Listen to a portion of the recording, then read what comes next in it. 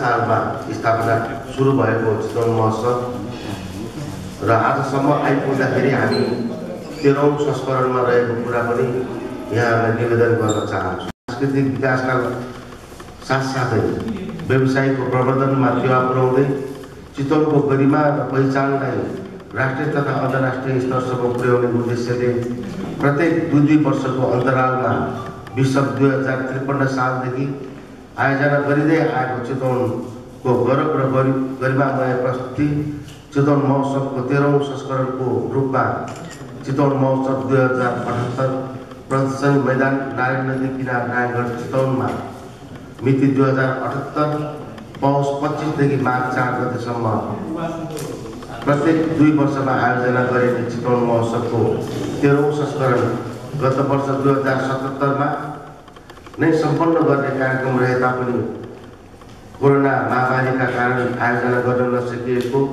र हाल परिस्थिति अनुकूल बन्दै गइरहेको र धेरै उमेर समूहका नागरिकले कोभिड विरुद्धको खोप लगाइसकेको हुनाले जिल्ला प्रशासन कार्यालय चितवनबाट अनुमति लिई महोत्सवको आयोजना गर्न लागेको समेत यहाँहरूलाई अवगत गराउन चाहन्छु। प्राकृतिक, सांस्कृतिक, धार्मिक तथा जैविक विविधताले भरिपूर्ण चितवन जिल्ला पर्यटकीय दृष्टिकोणले राज्यको तेस्रो पर्यटकीय गन्तव्यको रूपमा रहेको छ भने नेपालको केन्द्रबिन्दुमा रहेको चितवन जिल्ला उद्योग तथा व्यवसाय सञ्चालन गर्नेहरूको लागि उर्वर भूमि रहँदै आएको छ। शैक्षिक गन्तव्यको रूपमा चितवन काठमाडौँ पश्चात दोस्रो गन्तव्यको रूपमा विकसित हुँदै आएको यहाँलाई अवगत नै छ। प्राय सबै क्षेत्र प्रभावित भएको भए तापनि कोभिडका कारण सबैभन्दा बढी प्रभावित क्षेत्रको रूपमा पर्यटन क्षेत्र रहेको सङ्घले महसुस गर्दै आएको छ। यस वर्षको चितवन महोत्सव पर्यटनलाई केन्द्रबिन्दुमा राखी आयोजना गर्न लागेको जानकारी गराउनु। कोभिड-19 का कारण विशिष्ट बनेको आर्थिक क्षेत्र हतोत्साहित भएका उद्यमी व्यवसायी र आम सर्वसाधारणलाई आर्थिक पुनर्स्थापन एउटा नयाँ दियो बन्ने आशा गरेको छ। आन्तरिक तथा बाह्य पर्यटनको प्रवर्धनमा केन्द्रीय रहने महोत्सवको पर्यटनसँग सम्बन्धित गतिविधि सञ्चालन गरिने र त्यसका लागि आवश्यक छलफल भइरहेको छ। 12 विशेष स्थल र डोम सहित 350 वटा स्थलहरू रहनेछ भने प्रत्येक स्थलको बिमा गरिनेछ।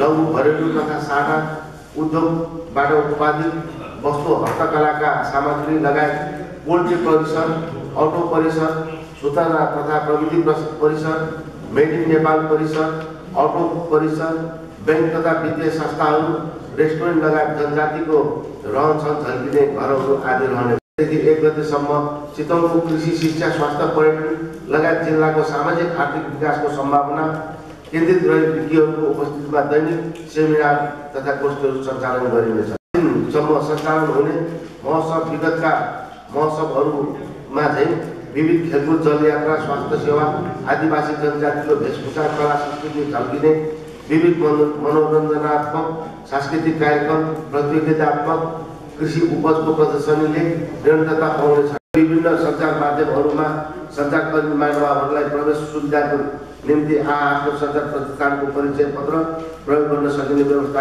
पर्यटन सहित करिब 5 लाख दर्शकहरूले महोत्सवको अवलोकन गर्ने अपेक्षा आयोजना समितिले गरेको छ भने 10 दिनको अवधिमा करिब 25 करोड भन्दा माथिको कारोबार हुने अनुमान गरिएको छ। कोभिड-19 को विश्वव्यापी महामारीको भुमेरीबाट भर्खर बिजुन लागेको अर्थतन्त्र र सर्वसाधारणमा पलाउन लागेको आशाको किरणलाई यस वर्षको महोत्सवले थप ऊर्जा दिने अपेक्षा गरेको छ। स्वास्थ्य मन्त्रालयसँग समन्वय गरेर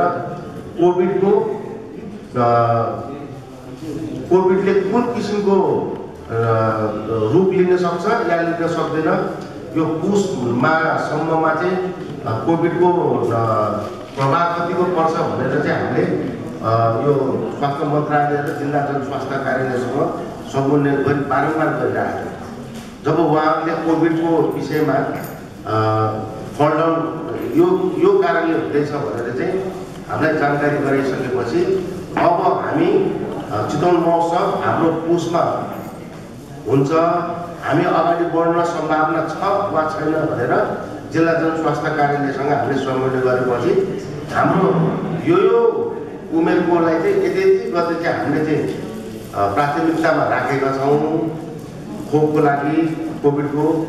र त्यो हिसाबले जसरी अहिले चितवनमा र समग्र देशमा न्यूनीकरणको ओह्रालो तल घट्दैछ, रेट घट्दैछ, त्यो हिसाबले तपाईँहरू अगाडि बढ्नुहोस् भने पश्चात उद्धव वाणिज्य चितवनले हामीले जिल्ला प्रशासनलाई पत्राचार गऱ्यौँ। जिल्ला प्रशासनको डिसिएमसीको बैठक बस्नुभयो। त्यसमा सबै जिल्ला जनस्वास्थ्य कार्यालयदेखि लिएर सबै सुरक्षा निकायका सबै रहन्छन्। उहाँहरूले निर्णय गरेपछि अनि चितवन महोत्सवको सुरुवात गर्ने भनेर उद्धव वाणिज्य चितवनले निर्णय गरेको। 53 सालमा सुरु गरेको, 53 र 55मा ब्रेक इभेन्टमा भयो। त्यसपछि 57 देखि हामी नाकामा हुन्छ, हामी घाटामा हुँदैन। किनभने नेपाल अधिराज्यभरको चितवन महोत्सव भनेको यो निजी क्षेत्रको प्रतिनिधिमूलक संस्था उद्धव वाणिज्यसँगले गर्ने मध्येको सबभन्दा आइकोनिक प्रोग्राम हो चितवन महोत्सव भनेको। देशमा सबैभन्दा अहिलेसम्म चाहिँ भोलि कुन जिल्लाले कस्तो गर्छ, कस्तो प्रकृतिको महोत्सव गर्छ थाहा छैन, तर आजको मितिसम्म उद्धव वाणिज्य चितवनले गर्ने चितवन महोत्सव भनेको यो देशको सबभन्दा 1 नम्बरको महोत्सव मध्ये एउटा कुरा। हाम्रो त्यहाँ खर्च कुन ढङ्गबाट हुन्छ, कति हुन्छ भन्ने कुरा चाहिँ यो पछि आउँछ। फेरि पारदर्शी ढङ्गबाट हाम्रो यो सिद्धिले साथीहरूसँग बसेर यो कुराहरू चाहिँ राख्ने। हिजो यो महोत्सव किन गरिएको यो बुझ्न जरुरी छ। चितवनमा महपौरले काम गरेको छ। चितवनमा सानसाना 500, 300, 200 कुखुरा पोल्ट्री पनि राखेको छ। चितवन हस्पिटल यो स्वास्थ्यको एउटा हबको रूपमा थोरै थोरै बाहिर चालेर विकास हुँदैछ। यो कुरालाई प्रमोसन गर्नुपर्छ र यहाँ भएका उत्पादनहरूलाई जोड दिनुपर्छ भनेर 2053 सालमा पहिलो महोत्सव भनेको पोल्ट्रीलाई लक्षित गरेर राखेको। आज 60% देशको 60% चितवनले त्यो माग पूर्ति गर्छ। त्यस हुनाले चितवन महोत्सवको मेन कुरा भनेको चाहिँ यहाँ भएका व्यवसायहरूले उत्पादन गरेकालाई बजारीकरण गर्ने। सालमा जसरी थालनी गर्दै आयो त्यसरी नै त्यसको एउटा रूपको रूपमा चाहिँ चितवन महोत्सवलाई अगाडि बढाउनु। हिजो तपाईँले देख्नुभयो माछालाई हेर्नुभयो होला, तपाईँको माछा हिजो कस्तो कन्डिसनमा थियो, आज माछा कुन कन्डिसनमा छ, पोल्ट्री कुन कन्डिसनमा छ, तपाईँको केरा कुन कन्डिसनमा छ, के अरे मह कुन कन्डिसनमा छ। यो हामीले बजारीकरण गरेको कारणले गर्दाखेरि त्यसपछि उहाँहरूले उत्पादनले एउटा बजार पाएको छ। आज उत्पादन गर्ने व्यवसायहरू चाहिँ कम्तीमा पनि त्यहाँबाट लाभान्वित भएर रहनु भएको छ। हाम्रो डोम आउँछ 60 बाई 70 मिटरको, 70 बाई 30 मिटरको डोम आउँछ। त्यो डोममा अटो, इलेक्ट्रोनिक र यो पोल्ट्री लगायत अन्यहरू चाहिँ त्यो डोममा रहन्छ। र हाम्रो मेड इन नेपाल हिजो पनि थियो, मेड इन नेपाल आज पनि रहन्छ। र फरक भनेको अलिकति डोमको आकर्षण र हिजो हामीले मुनाफाको लागि अलिकति धेरै चाहिँ सङ्ख्यामा चाहिँ हामीले त्यहाँ स्टलहरू बनाउँथ्यो भने अहिले स्वास्थ्यको मापदण्डलाई अपनाउनको लागि स्टल घटाएका छौँ। खाली ठाउँलाई चाहिँ स्पेसहरूलाई चाहिँ अलिकति फराकिलो बनाएको छौँ। नेपालमा सबैभन्दा अहिले कोभिडको नोक्सानी बेहोरेको भनेको पर्यटन नै हो। अलिअलि सबै चिज चलेछ, स्वास्थ्य चलेकै छ। कोभिडको बिरामी पनि गएको छ, अरू अन्य बिरामीहरू पनि गएको छ। र तपाईँको अलिकति नोक्सान भएको भनेको एउटा कृषिलाई पनि हो। कृषि पनि अलिकति चलेकै छ। चामल त्यही बेला बिक्री भएको छ, दाल बिक्री भएको छ, तोरी बिक्री भएको छ, सबै चिज बिक्री भएको छ, धान बिक्री भएको छ। तर एउटै मात्र सबै चिज बन्द भएको भनेको पर्यटन। पर्यटनको दैनिक तपाईँको 2 करोडभन्दा बढी चितवनमा घाटा बेहोरेको छ पर्यटन। त्यहाँ त्यो पर्यटन उत्थानको लागि, पर्यटनको प्रवर्धनको लागि, पर्यटनको विस्तारको लागि अहिले पनि यो पर्यटनलाई हामीले समावेश गरेर अगाडि बढ्नुपर्छ भन्ने उद्देश्यका साथ हामी पर्यटनमा लक्षित भएर चाहिँ अगाडि बढेको। 10 दिनको 5 लाख हामीले राखेका हौँ। अब अहिले कोभिडको कारणले गर्दाखेरि अब अलिकति कमी पनि आउन सक्ला, योभन्दा बढी पनि आउन सक्छ, तर अनुमानित 5 लाख भित्र आउँछ कि भनेर हामीले त्यो राखेको स्वास्थ्य सुरक्षाको मापदण्डहरू सबै अपनाउनेछौँ भन्ने कुरा पनि म यहाँ राख्न चाहन्छु। जोखिम छ यही हिसाबले जसरी चाहिँ अहिले विदेशमा ऱ्यापिडली बढ्दै गएको छ, त्यो ऱ्यापिडली बढ्दै गएको बेलामा हामी जबरजस्ती यो मौसम गर्नुपर्छ भन्नेमा हुँदैन। हामीले यसलाई स्टप गर्छौँ होइन। त्यस कारण अब त्यो स्वास्थ्य मन्त्रालय र यहाँको जिल्ला जनस्वास्थ्य कार्यालयसँग समन्वय गरेर त्यसको दायरा कतिको फराकिलो छ छैन हामी चाहिँ उहाँहरूसँग समन्वय गरेर काम गर्छौँ। राजेन्द्रजीले राख्नु भएको छ चितवन महोत्सव के अरे अरूको पनि सहभागिता किन भएन भन्ने कुरा यस्तो हुँदो रहेछ। यो चितवन महोत्सव हिजो जनप्रतिनिधि आउँदाको नआउँदाको अवस्था र अहिले रहँदाको अवस्थामा कहाँ चाहिँ हामीलाई अलिकति कठिनाइ भयो भने जनप्रतिनिधि नहुँदाखेरि हामी संयोजक हुन्थ्यौँ, उहाँहरू सहसंयोजक हुन्थ्यो अथवा अन्य स्थानहरूमा बस्नुहुन्थ्यो। अब अहिले जनप्रतिनिधि आइसकेपछि हामीभन्दा उहाँहरू जनप्रतिनिधिहरू धेरै माथि छ प्रोटोकल। त्यस कारणले हामी बसौँ छलफल गऱ्यौँ। अब भरतपुर महानगरपालिका र जिल्ला समन्वयसँग हाम्रो सहकार्य थियो लास्ट इयर। यसपालि पनि अब अलिकति त्यो बेला पनि कुरा नचलेको होइन, लास्ट इयर पनि कुरा चलेको हो।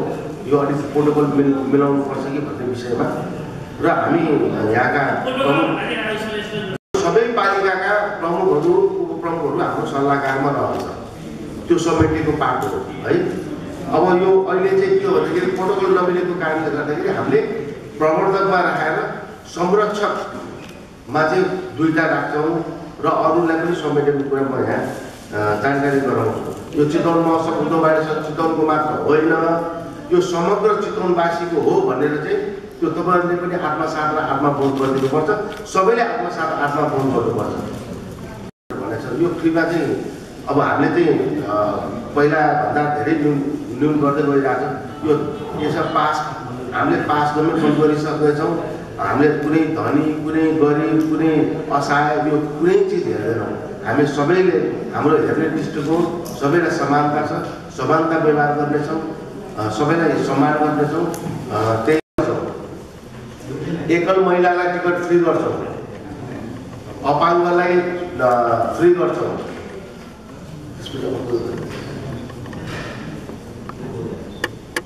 शहीद परिवारलाई ज्येष्ठ नागरिक, अपाङ्ग, एकल महिला र शहीद परिवारलाई चाहिँ हामीले टिकट फ्री गर्छौँ। उहाँको आइडी कार्ड हुन्छ, त्यो आइडी कार्डलाई चाहिँ हामीले प्रवेश निःशुल्क गर्छौँ।